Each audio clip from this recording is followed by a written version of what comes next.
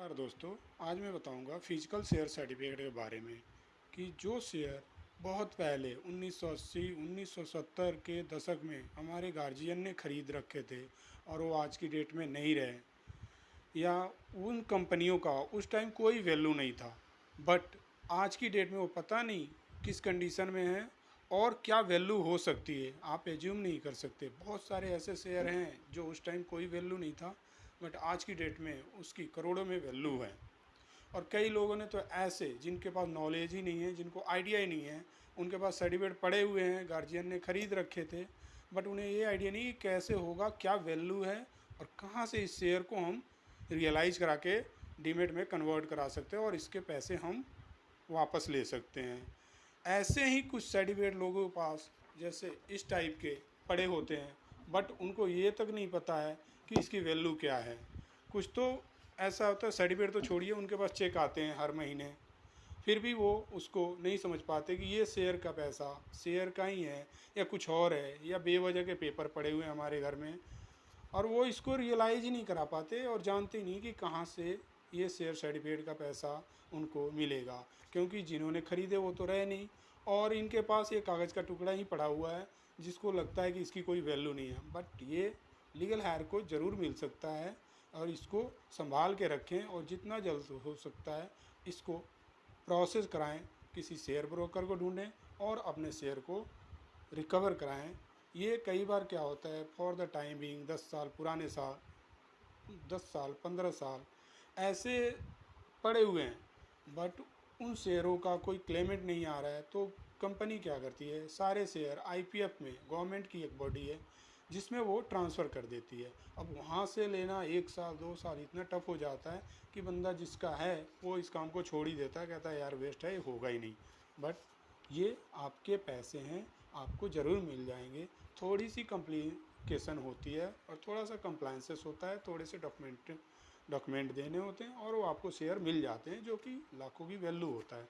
कईयों के पास तो ये डिविडेंड का चेक है, चेक तो समझ में आता है कि चेक है, लेकिन कईयों के पास ऐसे लेटर ही खाली पड़े रहते हैं, शेयर सर्टिफिकेट गुम हो गया, एड्रेस चेंज हो गया और चेक भी नहीं है, तो इस पेपर को वो लोग क्या करते हैं, फाड़ के फेंक देते हैं, कोई फ़ायदा ही नहीं है रखने का। तो भाई कहाँ से होगा, कैसे होगा, कौन कराने जाए, तो वो फाड़ के फेंक ही देते हैं। इस टाइप का ध्यान रखें, सर्टिफिकेट लेटर ही होता है। अगर ये लेटर भी है आपके पास तो आपको इससे रिलेटेड जितनी भी होल्डिंग शेयर्स हैं कंपनी में वो आपको ज़रूर मिलेंगे। अगर शेयर होल्डर हैं तो उनको मिलेगा, शेयर होल्डर नहीं है तो उनके लीगल हायर को मिलेगा। लीगल हायर का एक प्रोसेस होता है जिसमें एसएमसी या सक्सेशन 5 लाख की वैल्यू के ऊपर है तो वो सक्सेशन के थ्रू, और गेजेट के थ्रू, नेम चेंज है तो गेजेट बनवा के ये सारे शेयर वापस दोबारा अपने डीमेट में लिया जा सकता है। कोई बड़ी बात नहीं है, आपकी चीज़ है, आपको ज़रूर मिलेगी। मैं कई लोगों को सुना है या मेरे ही क्लाइंट हैं जिनके पास हमारे लड़के जाते तो कहते कि हमारे पास सेबी का कुछ दिन पहले ऑर्डर आया था कि आप इतने दिन के अंदर अपने शेयर को डीमेट कराएं, अदरवाइज़ ये फ्रीज हो जाएगा। लेकिन वो शेयर ध्यान रखें कभी फ्रीज नहीं होता है। फ्रीज वर्ड ही अलग है, आपको लगता है कि ये फ्रीज का मतलब ख़त्म हो गया, अब ये मुझे मिलेगा नहीं, लेकिन ऐसा कभी नहीं है। ये शेयर आपकी है, आपकी प्रॉपर्टी है, आपसे बिलोंग करती है, आप ही को मिलेगी। फ्रीज का मतलब ये है कि सेबी कहती है कि अपनी केवाईसी को अपडेट कराएं, अदरवाइज़ इसकी हम कंप्लाइंसेस बढ़ा देंगे। आप जब हमारे पास दोबारा जिस दिन भी शेयर लेने आएंगे, हम 10 चीज़ें ऐसी मांगेंगे, आप दे नहीं पाएंगे, उसको छोड़ के भूल जाएंगे कि इतनी सारी कंप्लाइंसेस कौन पूरी करे, किसके पास टाइम है, कौन जाए, क्या करे, कितना टाइम मिलेगा भी या नहीं मिलेगा। तो ये तो प्रॉपर्टी आपकी है, आपको ज़रूर मिलेगी, हर हाल में मिलेगी। आप इसको कभी भी ऐसे ही ना छोड़ें। एक और रिक्वेस्ट है, जिनके पास अभी भी, जैसे मैंने बताया कि सेबी ने वो फ्रीज का डेट बता रखा था, लेकिन वो कभी फ्रीज होगा नहीं, आपको वो शेयर ज़रूर मिलेगा। कईयों ने तो ऐसा सुन के शेयर सर्टिफिकेट वो फाड़ ही दिया कि अपडेट निकल गई है, काम तो होगा नहीं, अब मेरे किसी काम का नहीं है।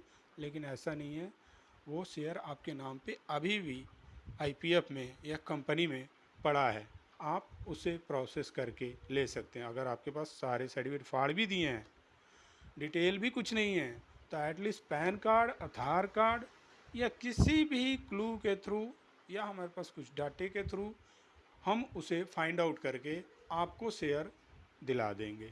आपको बस इतना एटलीस्ट पता होना चाहिए कि मेरे एंसेस्टर ने, मेरे गार्जियन ने किसी भी टाइम ये शेयर में काम करते थे और उनके पास ऐसा शेयर था, हमने ही फाड़ के फेंक दी क्योंकि हमें लगता था वैल्यू ही नहीं है। तो वो भी हम रिकवर करा देते हैं अगर आपके पास कोई भी डाटा इवन नहीं है तो। एटलीस्ट इतना है कि आप इन्वेस्टर हैं उस कंपनी के, तो वो फाइंड आउट आपके शेयर इजीली हो जाएंगे।